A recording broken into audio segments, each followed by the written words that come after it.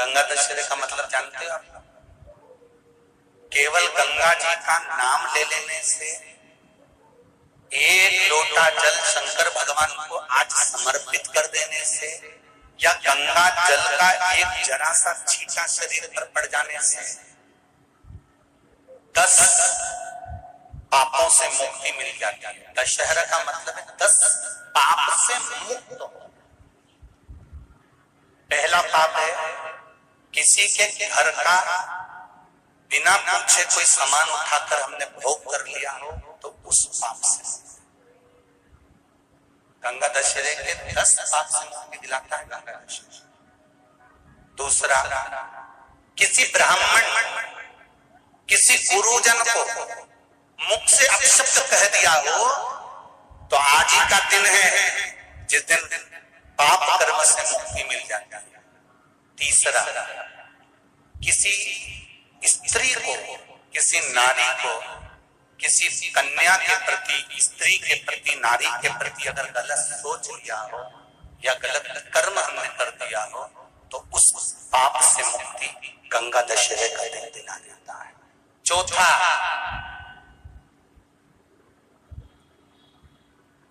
रजो धर्म धारण करने वाली नारी, रजस्वला स्त्री के हाथ का बना हुआ अगर हमने भोजन ग्रहण कर लिया है, तो आज गंगा दशहरे का दिन ही ऐसा रहता है जिस दिन उस पाप से हमें मुक्ति मिलती है। पांचवा, किसी के यहाँ सूतक जानते हो या सावड़।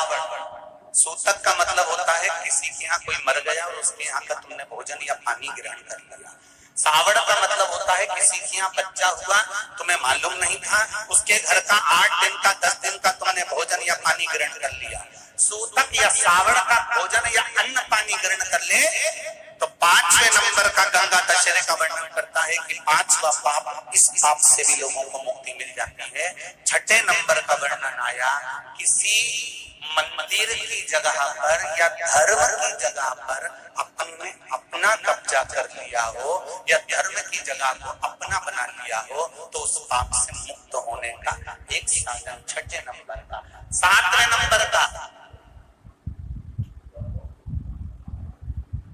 झाड़ू लगाते समय, बुआरी लगाते समय छोटे छोटे जीव झाड़ू के नीचे मर जाते हैं, तो उसके पाप से मुक्ति गंगा दशहरे का दिन दिला जाता है। 8वें नंबर का,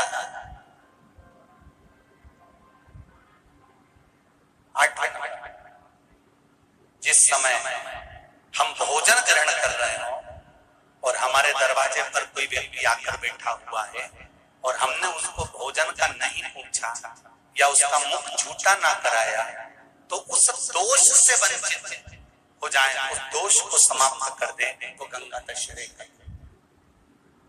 9वें नंबर का, बेटी की शादी करी और बेटी की शादी करने पर बहुत सारा कन्यादान आया।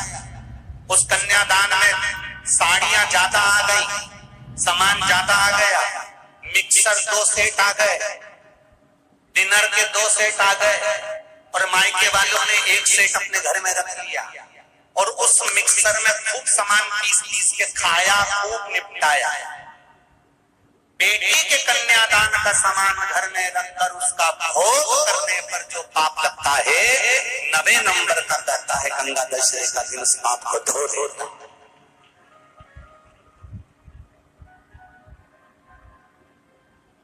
10वें नंबर का महाराज, यदि किसी तीर्थ में जाकर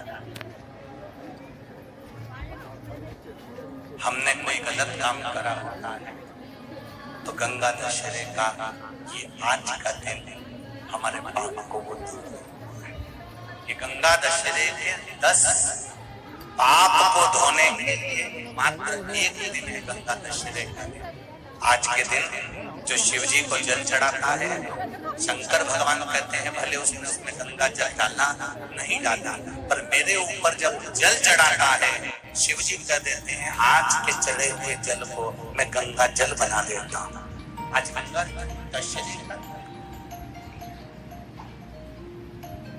खूब भजन करो, दान करो, पुण्य करो, सत्कर्म करो, नाम जाप करो, नाम स्मरण करो। एक छोटा सा प्रैक्टिकल है, आप करके देखेंगे तो बाबा कुबेर भंडारी वैसे ही भंडार भर देगा। थोड़ा सा प्रयास, अगर आपके सबके घर में गंगा जल है तो एक प्रयास करके देखिएगा। कोई कार्य के लिए आप जा रहे हैं और वो कार्य अटक रहा है, नहीं हो रहा, बहुत प्रयास कर लिया, बहुत दिन से लगे हुए कि यह काम होना ही चाहिए, ये काम बहुत जरूरी है और होना ही चाहिए, नहीं हो रहा। एक कटोरी में गंगा का जल निकाल लीजिए और कटोरी में गंगा का जल निकाल कर तुम्हारे घर में एक सिक्का पड़ा हो, 1 रुपया, 2 रुपया, 5 रुपया, कोई सा भी एक सिक्का पड़ा हो,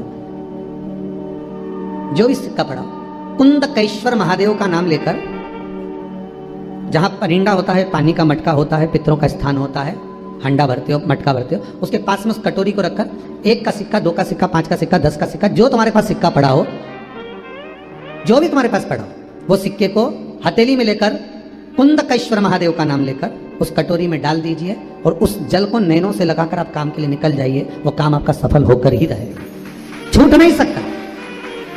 गंगा के जल में वो बल होता है और आप जो सिक्का डाल रहे हो वो ये समझ कर डालें कि कुंदकेश्वर महादेव को मैं गंगा में स्नान करने के लिए। हमारे यहाँ पहले हमने भी देखा, आपने भी देखा होगा, किसी जब बारिश नहीं होती है या कोई काम अटक जाता है, जब बारिश, तो क्या करते थे पहले के जमाने में कि मंदिर को पैक कर दे, उसमें पानी भर दे शंकर जी के ऊपर।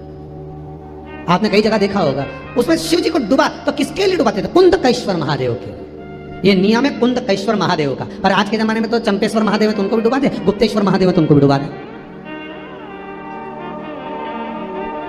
ये उनके लिए नहीं है। कुंदकेश्वर महादेव किनका नाम है? जम के बोलिए, कुंदकेश्वर महादेव।